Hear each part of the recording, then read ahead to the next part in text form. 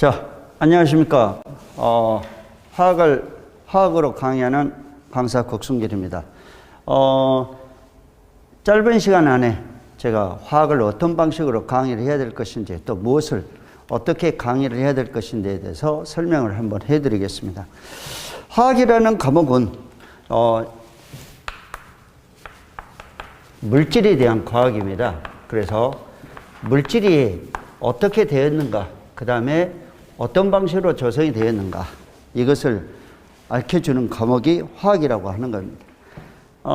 이과대학을 가실 분들은 실제적으로 화학을 하지 않으면 대학에서 이과에서 전공을 가는데 앉으시죠. 네네네.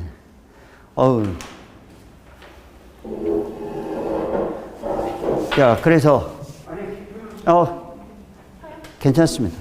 그래서 오늘 예를 지금 늦게 오신 분을 위해서 화학의 무엇을, 그 다음에 어떻게 강의할 것인가에 대해서 설명을 하고 있습니다.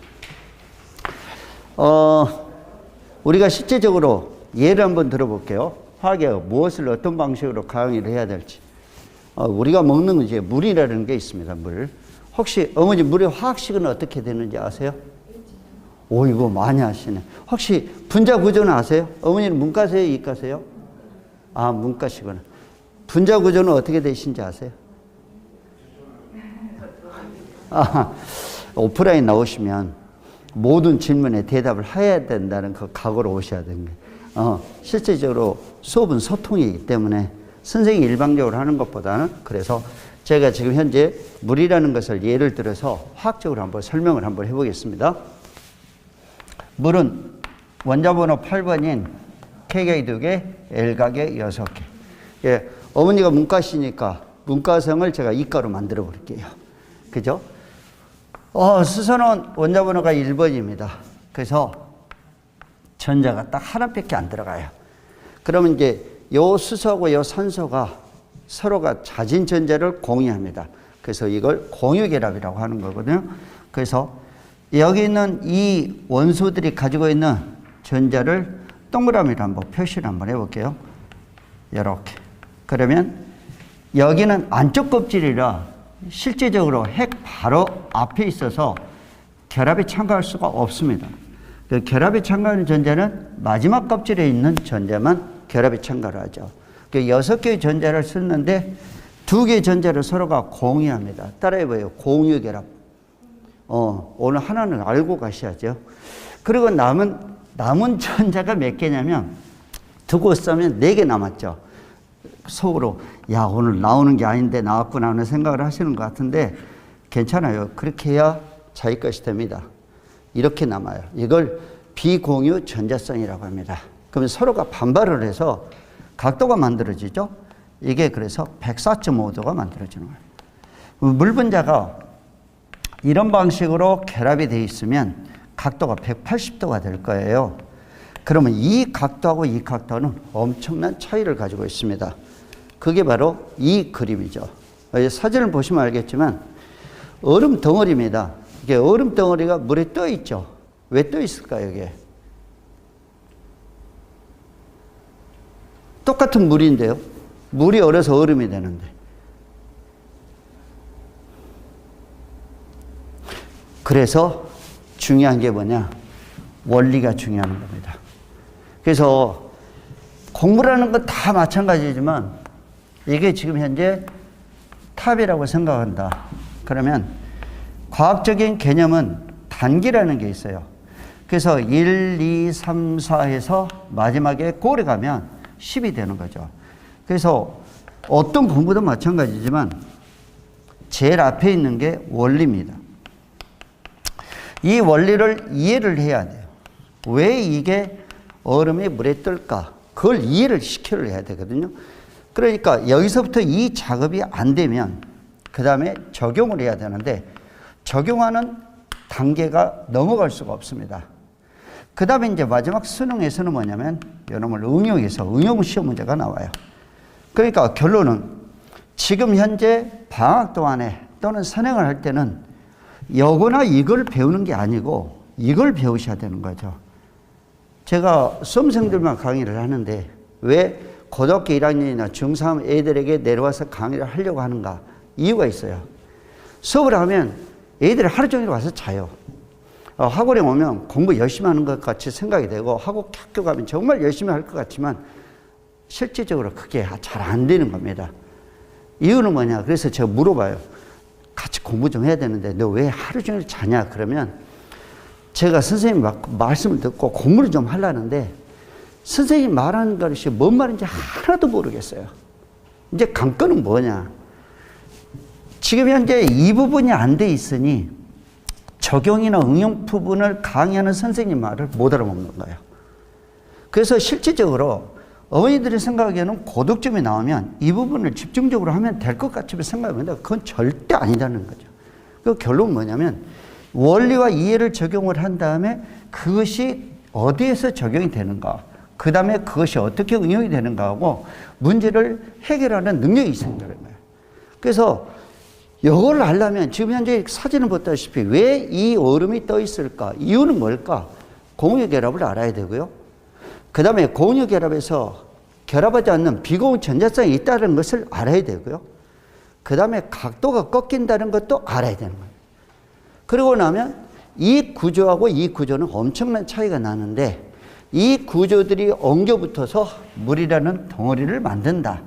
그래서 연엄식기가 이런 방식으로 만들어지니까 이놈이 얼음이 되면 고체가 되는 거잖아요. 그럼 고체가 될 때는 어떤 모양으로 될까? 이제 그것에 대한 원리를 알아야 되는 거예요.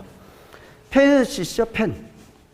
자, 거기 빈 종이에다가 지금부터 물을 한번 그려볼게요. 자, 같이 한번 해볼게요. 일단 동그라미를 6개를 한번 그려볼게요. 자, 이게 동그라미 6개입니다. 그려보세요. 그러고 나서 점선으로 연결할게요.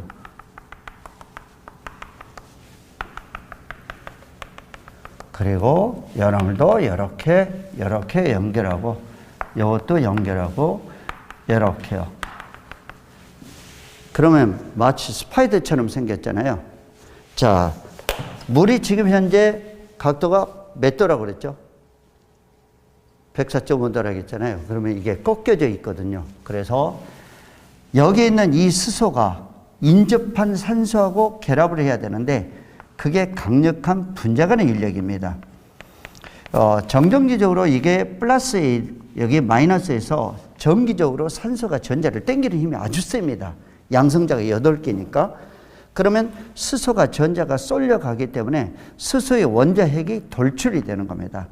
그럼 돌출된 원자핵에 여기 있는 산소의 비공유 전자성이 살짝 와서 붙어주는 거예요. 그러면 수소와 산소의 강력한 수소 결합이라는 결합이 만들어지는 겁니다. 이 하이드로겐 본드가 자연을 유지하는 힘입니다. 그러니까 여기 있는 산소하고 이 산소는 절대 결합을 못하게 돼 있어요. 둘 다 마이너스니까요. 그래서 여름식기가 이런 방식으로 되는 거죠. 그래서 여름을 이렇게 그림을 그려보는 겁니다. 그려보세요. 자, 위에 올라가야 돼요. 자, 수소하고 산소의 점선이 생기는데 얘가 수소 결합이고요. 그 다음에 밑으로 내려와서 그 다음에 이렇게 결합이 됩니다. 그 다음에 여기 결합하고 여기다 결합해서 여러분식기가 이렇게 되고요. 그 다음에 여러분 여기가 되고 여러분 이렇게 돼서 이렇게 결합이 되고요. 그 다음에 이제 여기는 수소가 결합을 하면서 위로 올라가야겠죠. 그래서 이렇게 해서 104.5도를 만들고 그 다음에 여름식기는 여기 올라가서 그래서 이런 방식으로 결합이 되는 겁니다. 가운데 뭐가 생겼어요? 공간이 생겼잖아요. 그래서 빈 공간이 생기는 건데 이 빈 공간으로 생기면서 부피가 커지는 겁니다. 그러니까 밀도가 감소가 되겠죠. 그래서 결론적으로 이렇게 얼음이 뜨는 겁니다. 이게 원리예요. 자, 제가 어머니들한테 얘기하고 싶은 것이 뭐냐. 이 부분을 강의하는 학원에 보내봤자 아무 소용이 없다라는 얘기죠. 그러면 이 학생이 이 얼음이 뜨고 이 얼음에서 나타나는 모든 분자 구조나 그 다음에 골격을 모르는 학생이 그 다음에 여기서 응용이 되는 문제를 어떻게 풀 것이냐. 못 풀어요. 절대. 그러니까 선생님이 하는 말을 못 알아먹을 수밖에 없죠. 그러니까 관심이 없어져요. 이게 관심이 없어지니까 수업 시간에 잘 수밖에 없는 거고. 그래서 기본적으로 공부를 해야 되는 것은 뭐냐? 여기를 먼저 채워야 된다는 거죠. 이걸 채우지 않고 여기를 배워서 성적을 올리겠다고 생각하는 생각 자체가 문제라는 거예요. 그래서 여기를 채우려면 가장 중요한 게 뭐냐면 독서입니다. 책을 읽고 자기가 공부를 스스로 찾아보는, 그래서 탐구 과정이 필요하죠. 그 탐구 과정을 필요하는데 실제적으로 학교에서 이 부분을 해줘야 돼요. 책을 읽고 아이들이 왜 이런 원리를 가지고 왜 이렇게 되는가 했는데 선생님들이 강의를 안 해. 그럼 결론적으로 어떻게 해요? 자기 스스로 해야 되는데 부모님들도 학원에 보내놓으면 학원 선생님이 다 가르쳐주겠지 않죠. 천만에 맞습니다. 공부를 스스로 하는 거예요. 그래서 이 부분을 원리를 이해하고 그 다음에 이 부분을 강의하는 곳에 보내야 됩니다. 그러면 여기가 채워지면 자연스럽게 여기에 되고, 이게 되면 도미노 현상에서 아무리 어려운 수능 문제를 풀 수 있는, 보따리를 풀 수 있는 기본적인 성격이 되는 거죠. 그래서 제가 지금 현재 이 겨울방학 때 해야 될 이유는 뭐냐면, 고등학교 3학년들이나 고등학교 2학년 내신을 하려고 하는 학생들이 이게 안 돼요. 아무리 이 얘기를 해도 뭔 말인지 못 알아요. 고개를 깨우뜨면 저게 왜 저러지? 저게 이게 되는 게 뭘까? 만약에 이게 물 분자가 직선 구조가 된다면 얼음을 뜰 수가 없습니다. 지금 현재 여기 얼음이 떠 있는데 이게 만약에 직선 구조가 되면 이런 구조를 만들지 못하기 때문에 바닥에서부터 얼음이 얼어올 거예요. 그러면 어떻게 생각했어요? 밑에서부터 얼음이 얼으면 결론은 어떤 현상이 일어나느냐? 물고기가 살지를 못하죠. 밑에서부터 위로 올라오니까. 그럼 고기 잡으러 간다 그러면 결국 뭐냐? 얼음 위에 있는 고기를 건지면 되는 거예요. 근데 신은 그렇게 만들어 놓지를 않았어요. 자연과학이라는 게 별거. 그러니까 이런 원리와 그 다음에 법칙, 이것을 알아야 되는 게 화학입니다.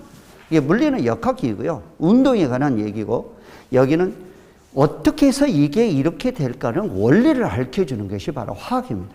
그래서 화학을 하지 않으면 이과대학은 못 갑니다. 못 가죠. 절대적으로 못 가죠. 한번 생각을 해보세요. 어느 공과대학이나 어느 의과대학에서 화학을 안 하고 어떻게 대학을 갑니까? 거기서 특히나 의과대학은 화학을 10년 정도 배워요. 유기학까지 다 배워야 되니까. 그게 선생님들이나 또는 교수님들이 과연 물 분자의 공유결합을 강의를 하시겠습니까? 그리고 왜 면접과 논술을 보겠습니까? 어느 정도 수준이 되는 이 학생들을 모으려고 하는 거예요. 그래서 제가 서울대 의대를 보내는 아이들도 처음 기본 원리와 적용 먼저 시켜서 그걸 응용을 해서 자기 스스로 공부할 수 있는 기본적인 베이스를 깔아야 된다는 얘기죠. 그래서 이번 겨울방학 때 공부하는 방법을 가르칠 겁니다. 어떤 방식으로 공부를 해야만이 내가 스스로 이 많은 고등학교 교육과정을 이해하고 해결할 수 있을까? 어머니들의 로망이 바로 그거잖아요. 자기 스스로 하는 거. 근데 그걸 스스로 하는 것을 어머니들이 방해를 하는 거예요. 예를 한번 들어볼게요. 아이가 오전 10시에 만약에 또는 9시에 스케줄이 있어서 엄마한테 7시에 깨달라고 한다. 그러면 결론적으로 뭐냐면 엄마가 안쓰러워서 7시 가서 깨웁니다. 그러면 나 피곤해서 좀만 더 잘게. 그럼 다시 나와요. 그러면서 아이를 나약하게 만드는 거예요. 그러면 엄마 나 7시에 깨죠? 그러면 자명종 4.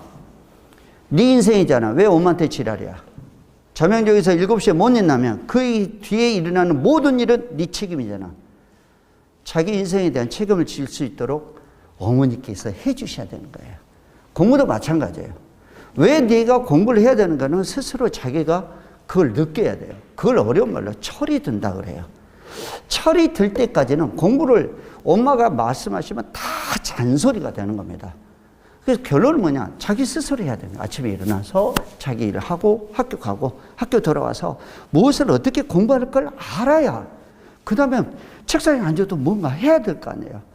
근데 내가 뭔가를 공부할 수 있는 방법도 모르고 아무것도 몰라. 그럼 결론적으로 뭐 책상에 멍하고 어려운 말로 멍 때리고 앉아있는 거예요. 지가 공부를 해야 되는 것은 뭔지 모르니까. 제사건도 마찬가지입니다. 자기주도학습이 안 된 학생들은 하루 종일 자는 수밖에 없어요. 왜요? 아니, 문제를 풀라는데 여기밖에 안 나오니까, 적용이나 응용밖에 시험 문제가 안 나오니까, 아니, 원래 뭔데 이거 왜 이렇게 되지? 라는 걸 모르는데 스스로 공부할 수가 없죠. 자, 얘기를 마무리하겠습니다.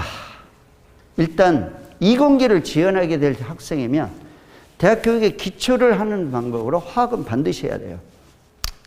계정화학이 실제적으로 제가 교직에 오래 있었기 때문에 옛날에는 화1과 화2가 없었습니다. 그냥 과학이었고 화학이었는데 실은 이게 생기면서 통과라는 과목이 생겼습니다. 통합과학이 고등학교 1학년에 나왔는데 실제적으로 이걸 문과형 교재입니다. 보시면 알겠지만 문과 이과학생이 공통적으로 해서 내용이 심화가 하나도 없어. 껍질만 만들어 놨어요. 그러니까 실제적으로 이걸 해가지고 이과를 간다. 고등학교 2학년 딱 올라오면 머릿속에 든 게 없어요. 그래서 너 통과 때 몇 등급 받았냐? 저 2, 3등급 받았는데요. 공부 안 했다는 얘기입니다. 머릿속에 하나도 없어요. 근데 그 학생이 화1과 화2를 전공으로 듣기에는 실질적으로 내용이 너무 없습니다. 4개 과목을 쪼개서 이만큼 해서 책을 만들어 놨기 때문에 그게 원리와 심화가 거의 없는. 그래서 이번 겨울방학 때 혹시 중3 아이들이 있고 그 다음에 중2 아이들이 있으면 일단 원리와 심화를 이해하려면 통과보다는 각 과목을 수강하시는 게 훨씬 더 낫고 에너지 소모에도 낫다라는 얘기를 드리고 싶은 겁니다. 따라서 이제 마지막으로 하면 부모님께 아이들을 위해서는 하는 게 첫 번째는 뭐냐면 생활습관과 학습은 스스로 하도록 아이들하고 약속을 해야 되는 겁니다. 그래서 저 같은 경우에는 독서 지도를 어떤 방식으로 했느냐. 제가 전부는요. 예.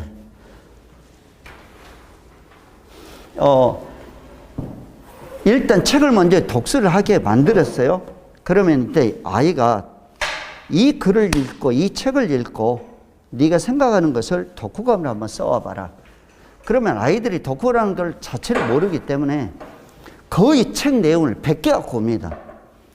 그러면 한 10장 정도 100개 갖고 오면 그 아이에게 이렇게 얘기하는 거예요. 내가 용돈을 줄 테니 이걸 5장으로 줄여갖고 한번 와봐라.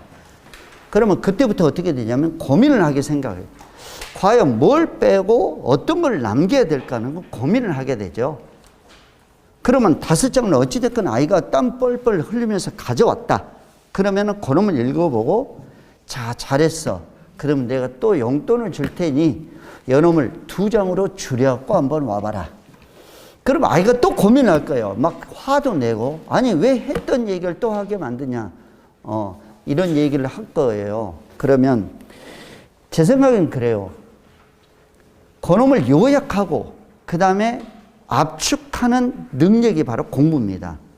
대학을 다녀보셨으면 알겠지만 책이 이만하게 두꺼워요. 거기에서 시험 문제 5문제밖에 안 나와요.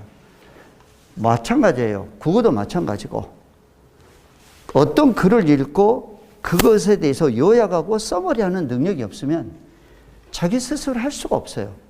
그걸 어머니께서 해 주셔야 되는 거예요. 그래서 제가 수업을 하게 되면 하이탑이라는 개념서가 있어요. 대한민국에서 지금 현재 나와 있는 개념서는 딱 한 곳밖에 없는데 그 개념서를 제가 참고 문헌으로 씁니다. 제 교재는 다 백지고요. 그 백지에다가 이 문장을 읽고 거기서 중요한 것을 요약을 해와라. 공부를 안 해오면 수업을 못 듣게 할 겁니다. 그래서 자기 스스로 공부하는 능력을 키워줘야 되는데 그걸 다 방해하고 있는 것이 인터넷 선생님하고 학원 선생님들이에요. 중학교 때는 선생님들이 다 모든 걸 해서 입에다 다 집어넣어주고 있잖아요.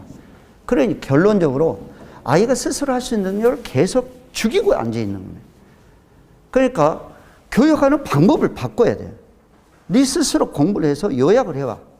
그러고 나서 이 글이 여기서부터 여기까지 이 글이 어떤 주제로 써져 있고 어떤 것을 요약을 하면 이 글의 전체적인 대의가 판정이 되는가. 그것을 공부하게 하는 방법입니다. 그리고 나서 과정을 검사를 했는데 부모님들이 애들 학원에 보내면 숙제가 있는지 숙제가 없는지 관심이 없으세요. 그러다 보니 과제물이 있는지 없는지를 확인도 안 하고 어디 진도를 나간지도 관심이 없어요. 그렇기 때문에 과제물은 반드시 검사해서 엄마가 사인하더라고요. 제 과제물에는 전부 다 어머니가 사인하도록 만들어놨어요. 그러고 나서 이 아이가 몇 개 틀리고 무엇을 모르는지 현관편을 언더는 채워가야 돼요. 근데 그걸 또 안 해줘. 엄마도 바쁘고 아이도 바쁘고 그러다 보니 소통이 안 되는 거죠. 그래서 8주 수업을 끝내고 또는 12주 수업을 끝내도 머릿속에 든 게 아무것도 없어요. 그게 안타까워서 제가 지금 고3밖에 안 하는 내가 중3을 가르치겠다고 내려온 이유가 있습니다. 이 공부하는 방법을 제대로 가르치지 않으면 이 아이들이 올라와도 미래가 없겠구나. 그래서 이번 겨울방학 때 제가 아이들에게 공부하는 방법, 그리고 어떤 원리로 얼음이 뜨고 어떤 방식으로 이게 자연과학이 이루어지는가, 그것에 대해서 강의를 하려고 하는 겁니다. 수업은 1월 달에서 3월 달 안에 다 끝낼 겁니다. 화학이 전체적으로 4단원이 나눠져 있는데 1, 2단원은 수요일 날 할 거고요. 3, 4단원은 금요일 날 할 거예요. 그리고 전단원은 토요일 날 할 겁니다. 실제적으로 보내시면 아이들에게 제가 왜 공부를 해야 되는가, 그리고 자기 삶이 무엇인가에 대한, 고등학교는 중학교하고 좀 달라요. 자기 인생을 자기가 생각하는 그런 기회가 필요하거든요. 근데 엄마들은 안 돼요. 엄마들은 또는 아빠들은 잔소리밖에 안 되고 멘토가 없어. 특히 그런 자녀를 한 분 가지고 계신 분들은 형이나 언니나 없기 때문에 왜 공부를 해야 되는지 당위성을 알려줄 사람이 필요한 겁니다. 근데 그게 선생님이면 공감을 갖게 되고 수업에 흥미를 갖게 되면 그 다음에 재밌어져. 혹시 핸드폰에 인터넷은 되시죠? 한번 켜볼게요. 인터넷에서, 그래서